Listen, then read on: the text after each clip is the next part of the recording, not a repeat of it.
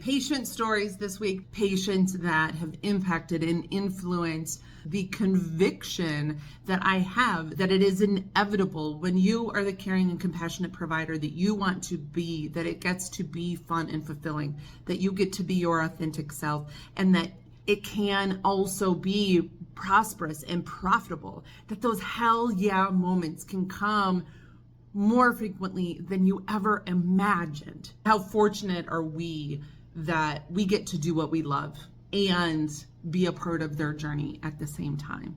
Speaking of a woman today, I'm just going to back up and share her story. She, as a young woman, had married an abusive man and felt stuck with children in this relationship. She got very depressed and was seeing her healthcare provider for depression.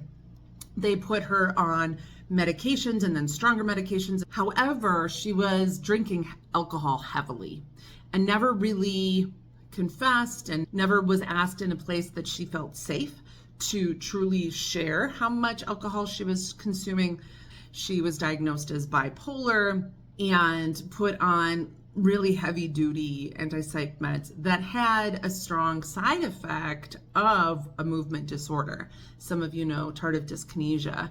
For her, it was causing her head to jerk back and a tightening of her jaw. And so when she was standing in front of a boardroom, that was really, really uncomfortable for her. She felt it was starting to impact her professional career that she had worked so hard for. She had left the man and she had left the abuse and she had stopped drinking alcohol and she was doing all of the right things. And then to have that reminder of that abusive time and that time that she was so depressed, a time that she had tried to overcome, was really devastating for her. And so we were able to listen to what she was desiring, as I teach, right? And pair her with some resources that were available. And one of them, and the one that she chose, was this clinical research trial.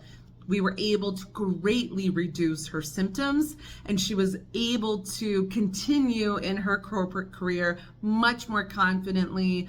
She came back later and thanked me for my part of her journey and of listening to her and not judging her and truly helping her with the resources that we had available. So thank you to her for sharing her story with me and her overcoming and allowing me to be a part of her healthcare journey.